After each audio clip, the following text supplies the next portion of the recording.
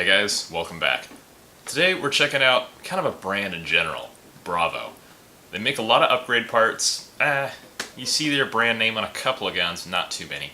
Mainly we're looking at the upgrade parts today. I've used them quite a bit in the past, and I've had very few problems, if any, with them. They're actually very good quality parts and worth the money.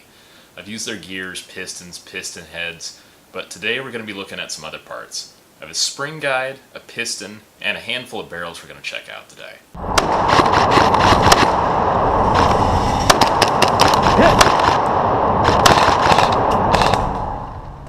Bravo is a company I've generally had good experiences with.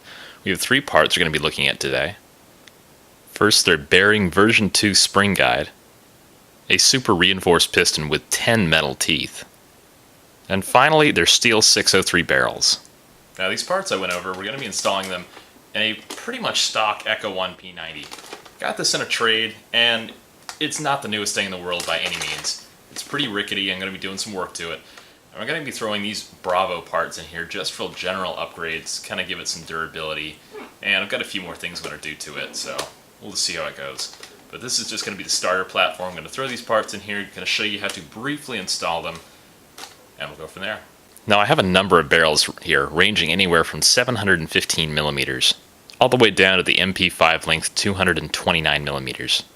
Now with our gearbox opened up, we can go ahead and start installing all these really cool parts. Now our Bravo bearing spring guide is made of metal, so the stock plastic spring guide in this gun could have cracked over time, but this metal one, it's going to last forever. Something I really like is the fact that it has a hole going all the way through it. This makes it very easy to put a screwdriver through it and install your spring much more easily.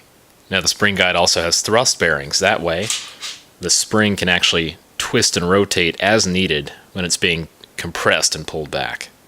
Installing a new spring guide into your gearbox is the last step when closing it up, so don't even worry about doing that to the end.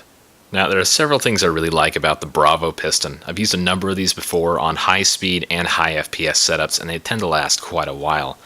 First, you have the speed rails on here, so that's kind of nice. A little less friction there, potentially. And it does have 10 metal teeth here, so that's a plus. These tooth racks, I've never actually had one break on me. Some other brands have had them crack and maybe 2 or 3 pieces. Now, the second to last tooth in here has been removed, and if it wasn't, it would be a complete pain in the butt to get it out. With the reinforcement on the sides here, it is a little tough to get rid of this third tooth here if you have to. It can be done, but it's some very annoying Dremel work. Now, the original piston in this gun was just a regular old one metal tooth plastic piston. This new Bravo piston is a huge upgrade and it's going to last a lot longer.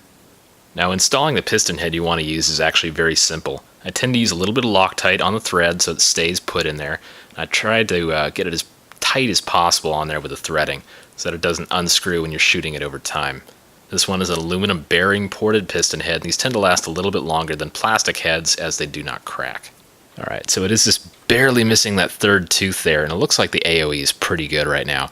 I did have to sand down that third tooth just a little bit, and trust me, that is an absolute pain to do. Now with our 2 parts installed and a handful of other small upgrades, let's go ahead and put this all back together and give it a quick test run. Alright, very quickly on an 11.1 volt LiPo from Echo 1.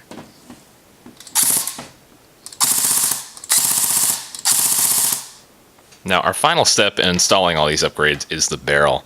Now right now I have a Mad Bull blue bucking installed in here. You can actually see it through the plastic. Our first step in actually removing the barrel is taking off this large C-clip. After that, make sure you have your hop-up nub pointing downward at all times, that way it doesn't fall out. Also make sure your hop-up is totally off, that way it's not pushing out and you won't get the nub caught or anything, and you won't have to take the whole chamber apart and put it all back together, which can kind of be a pain. So we're going to go the quick route and just slide the bucking and barrel out. Next we'll take our Bravo barrel and swap the Mad Bull bucking over to that. Make sure your grooves line up. There's a little ridge on the inside of the bucking and a groove on the barrel itself. Have your hop-up window pointing the correct direction, so toward the nub, and slide your barrel into place. You may want to put a little bit of grease on the outside of the bucking so that goes in a little bit more easily. Now once you have your barrel and bucking installed, you can install the C-clip here. Just make sure your bucking is properly aligned in there. You want to make sure it's all centered so you're kind of shooting straight. Also, you need to install this little brass ring, if you haven't already, just in this little niche right here. Now for this setup, I did use a Bravo AK length barrel that is 455 millimeters long. With the suppressor and the thread adapter on there, it's about maybe 7 millimeters away from the tip of the suppressor, which is perfect, just the way I wanted it.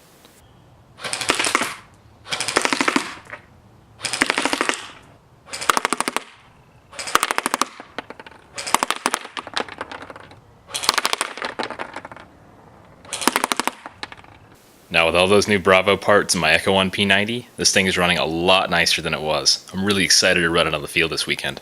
For more Bravo parts, go check out your local retailer and pick a few up for your gun. Thanks for watching, guys. Take it easy.